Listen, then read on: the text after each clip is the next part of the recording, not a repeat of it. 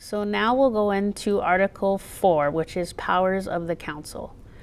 This article, so sections 1 through 3 describe how the Oglala Sioux Tribal Council shall exercise their powers in negotiating with governments, to employ legal counsel, to approve and veto sale of land, to advise the Secretary of Interior, to make assignments of tribal land, to manage economic affairs and enterprises, to appropriate for public purposes, to levy taxes and licensing fees, to remove trespassers and exclude and banish persons, to enact resolutions and ordinances, and that's just a summary of what the powers of the council looks like in our current constitution.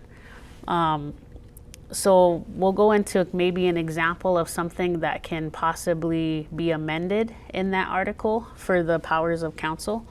So one, if we do decide to go and divide up like this legislative, elective, and judicial branches, something that a legislative branch could look like, and I'll just read some examples of something that it could look like. Section 1, the legislature shall consist of one legislative body to be called the Council of the Oglala Lakota Nation. Section 2, the council shall establish rules for its credentials. Section 3, the council shall consist of so many members who are citizens by the blood of the Oglala Lakota Nation, and then we can specify a certain age on that date of election that they may be a candidate for the election.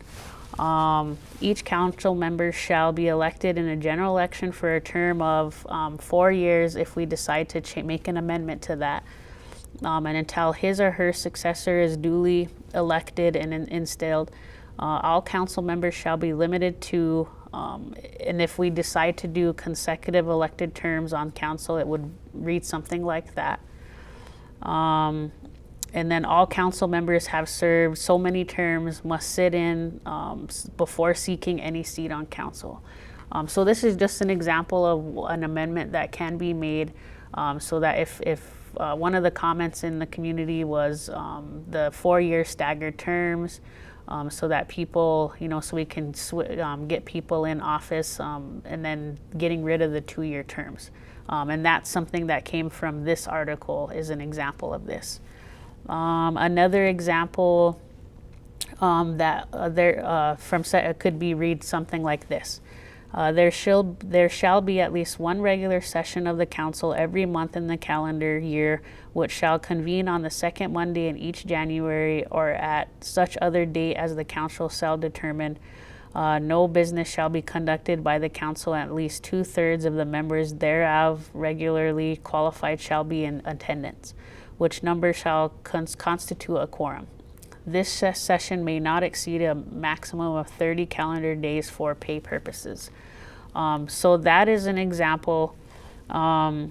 Possibly another example could look like maybe Section 9, the council shall not have the power to remove elected or appointed officials in the Oglala Lakota Nation, and said removal process must be followed at the district, must be conducted in accordance with the Constitution. So this is just an example of bringing more specified processes into our Constitution.